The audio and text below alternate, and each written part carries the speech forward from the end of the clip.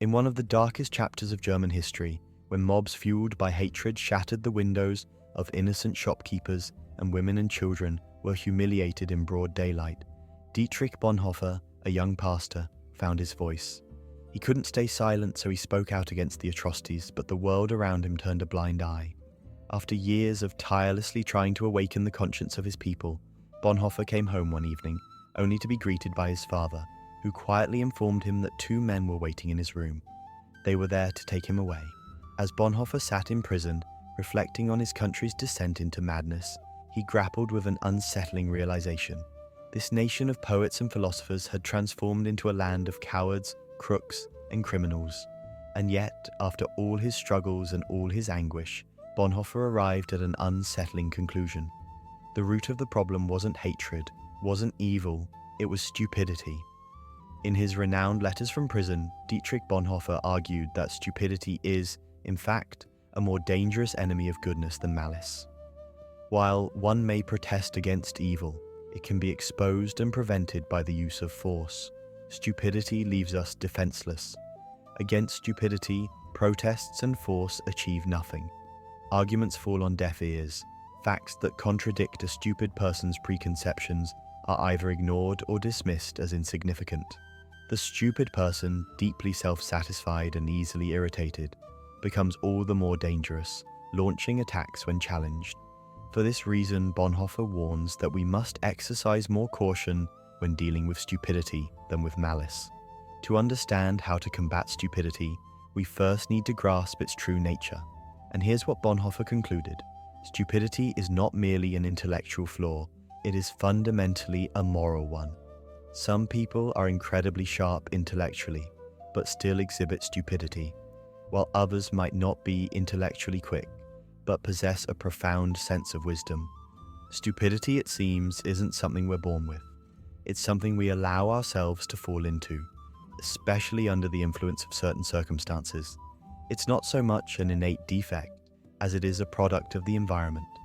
In fact, people who live in isolation tend to exhibit this flaw less often than those who exist within groups. Stupidity, then, may not be so much a psychological issue as it is a sociological one. It becomes strikingly clear that whenever there is a surge of power, whether political or religious, it spreads a form of stupidity across large swaths of humanity.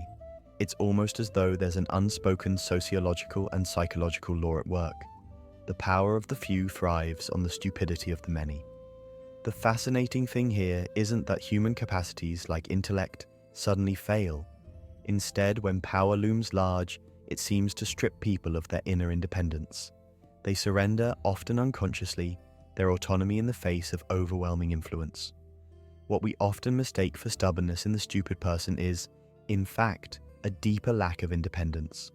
Engaging in conversation with them, it becomes apparent that you're not speaking to an individual, but rather to slogans, catchphrases, and ideologies that have taken hold of them. They've become prisoners of these ideas, unable to see beyond the spell they're under, blinded, misused, and reduced to mere tools of the powers that control them. And this is where the danger lies.